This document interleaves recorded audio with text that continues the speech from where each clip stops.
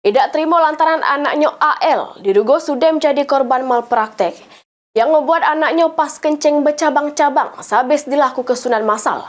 Mek korban Rusmiati laju datangi SPKT Polrestabes Palembang bagi laporan polisi.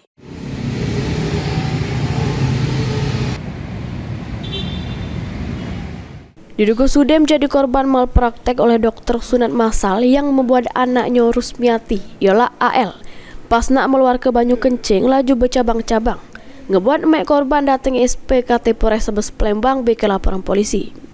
Kejadiannya bermula mek korban yang melok program dari RT ialah sunat massal, guna nak nyunat anaknya ialah AL yang berumur 6 tahun pada tanggal 3 Juli 2024 di Kecamatan Jakabaring, Palembang.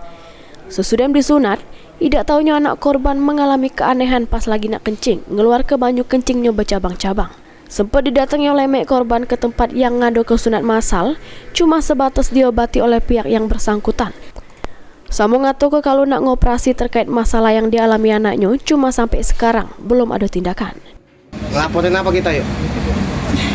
Lapor sunat massal deh. Iya, cak mana ceritanya? Massal gagal loh. Gagal lu cak mana ya maksudnya ya? Yo gagal tuh kencingnya bercabang-cabang sana. Oh, maksudnya tuh kencing bercabang cak mana? Dia salah sunat apa cak mana itu yuk? Nah, enggak tahu deh pokoknya. Salah sunat mungkin lah. Cabang-cabang mungkinnya tuh. Sudah ke dokter? Sudah. Apa kata dokter sakit apa? Dokter menjual obat baik kemarin kan. Tapi hilang lah berapa kali hilang. Ini masih ada sekolah lagi. Kemarin kan cabangnya banyak 4. Itu sebelum disunat tidak bercabang kecil?